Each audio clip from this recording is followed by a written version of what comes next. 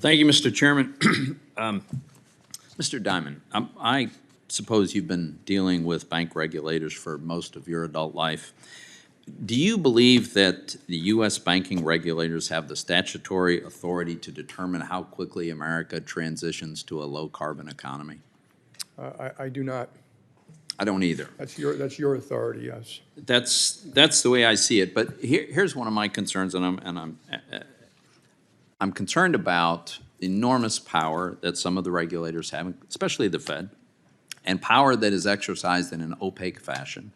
And so my question is, I'm not accusing anybody at the Fed of anything, but do they, as a practical matter, have the power that if they wanted to, they could effectively pressure financial institutions into directing capital where they want it? Yeah, so speaking for myself, they are my judge, my jury, and my hangman.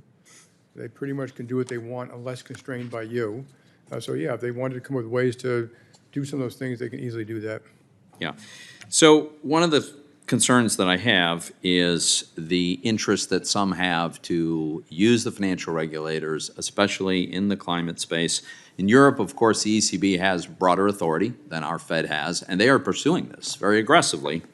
I worry that the Fed's decision to join the network of central banks and supervisors for greening the financial system and the ongoing development of these climate risk scenario analysis are a precursor to regulatory edicts, or at least pressure to debank energy companies. And that would be exercising a power that they don't legally have. Let me move on to the issue of some of America's largest money managers. We know that these managers routinely vote the shares that they hold, including the shares they hold on behalf of their customers. And they do that including for those shares invested in passive index funds.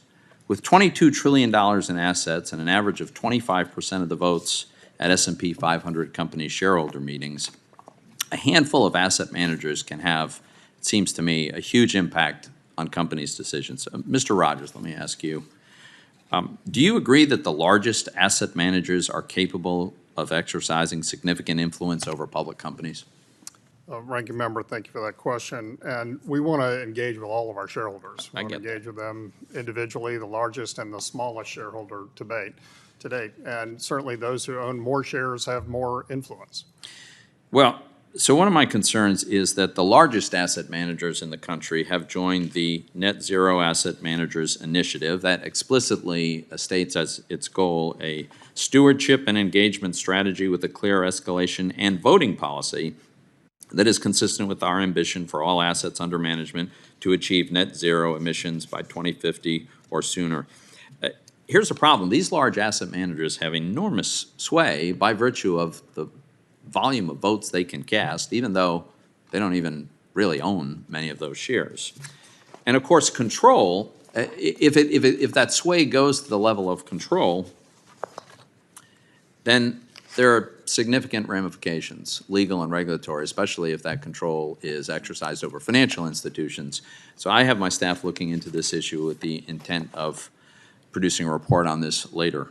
Mr. Demchek, there are folks, including prominent regulators, who seem to believe that large regional banks, although not as big as GSIBs, are already too big to be resolved in the event of a crisis, and therefore they just have to be sold to one of the other banks represented at this table. But correct me if I'm wrong. Is it true that your bank is required to submit a resolution plan to the Fed and the FDIC every 3 years? Yes, we've done so for 10 years. Okay. Did any of those plans that you submitted contemplate as the sole resolution a government bailout or the wholesale sale to No. one of these other banks? No, it's pretty easy to draw circles around our regions and sell them. Now, the regulators are fully authorized to reject a submitted plan if they thought it was not credible or otherwise deficient.